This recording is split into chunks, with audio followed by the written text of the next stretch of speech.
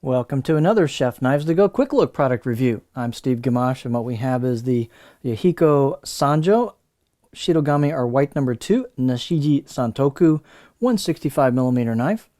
So all that stuff means we'll talk about right now. So the core steel on this is what's known as Shitogami or white paper number 2 reactive high carbon steel. So it is reactive. Heat treat's around 61 Rockwell on that. Iron cladding is what they use to clad either side of that hard core steel, so it's a 3-layer construction. And that cladding is soft iron. It is reactive as well, so this is an all-reactive blade. There's no stainless on it or anything like that. The cladding has what's known as a kurauchi or blacksmith type finish, protective finish on it, on either side of that as well. And you can easily see the grind where they grind it down towards the edge, and then the shiny part is the core steel peeking out from behind the cladding.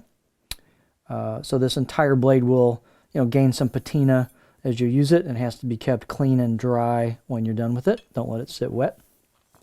The weight and dimensions will vary a little bit from knife to knife because of the way these are made, but this is 148 grams or 5.2 ounces.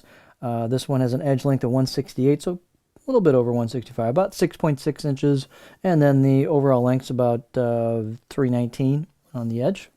And spine thickness, these are fairly thick coming out of the handle. This one right there is about 3.5, but then they thin up pretty quick, and then this one's about 2.1 halfway down, and then it pretty much just holds that as you get on the curve of the sheep's foot point or tip. You can see it thins down pretty nicely towards the very tip with the grind. So when the grind kicks in, everything thins up, and it's pretty darn thin at the tip. Here's what the back looks like, called the choil shot, and it thins up pretty nicely towards the edge. And it's got a hard shoulder. You can see that shoulder just starts coming down, and you can feel that with your finger. It's not like a gradual curve. It just starts getting ground down. So this will have good food separation. It'll have pretty good food release, although it might wedge a little bit more than some knives that are thinner or that have more of a gradual shape from the edge up to the spine. The blade height on this is pretty generous, 48.5 millimeters at the back. So there's lots of clearance for your fingers, especially with the neck being fairly thin right there. Blade height, the handles are really cool on these. They're D-shaped, which is oriented around a right-hander, but as a left-hander, they don't really bother me. Some people actually like to put their thumb there for a little bit of an index. So some people don't like D's if they're lefties. Like, I'm a lefty. Personally, they don't really bother me too much. But anyway, so kind of more shaped to a right-hander's hand where it goes in there. But to each his own. So this is what they call burnt chestnut. It's got a kind of a burnt finish on it. Then they sand it down, which sometimes is unusual. They sand it down pretty well right here to get it smooth with the buffalo horn ferrule on there. So you see buffalo horn a little bit less frequently than you used to.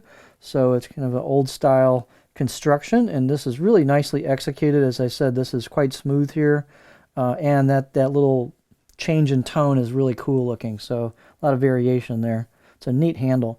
They've done a good glue up job where the tang goes in to seal everything up. So well done on that. 72 millimeters in circumference is what I got right there where the two materials meet. And then you've got a little bit of a curve, a little bit of a spot there for your finger. This is called the choil into the neck. And so you can put your finger there for a pinch grip. On the balance on this, it's about right there. So it's, my pinch is more right in there. So the balance point's a little bit back of where you would pinch the knife for a pinch grip, where your kind of pivot point is.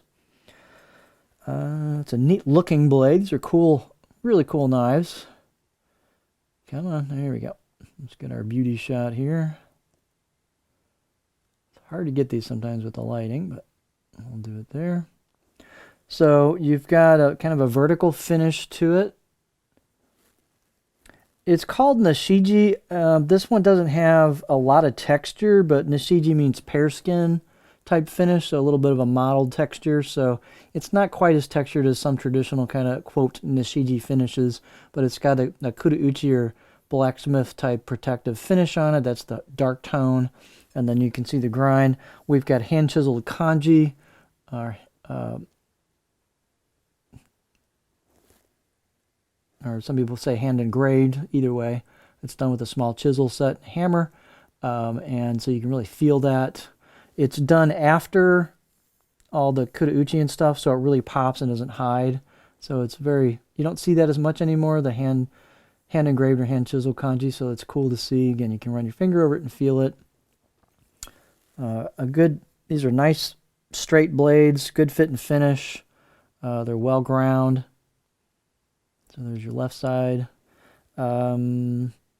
Let's see, in terms of fit and finish, they've got a little bit of a rounding of the top of the spine, so that's comfortable. They've done a nice job relieving the corners of the choil into the neck, so it's very, very comfortable out of the box. For me, the out-of-the-box edge, just kind of seat of the pants was maybe 6 out of 10 on my scale, so it looks pretty sharp out of the box. And it's a neat knife. It is all reactive, you have to keep that in mind, but it's a cool kind of traditional materials package of reactive hardcore steel on the cutting edge, and then the soft iron cladding. So here's the edge profile.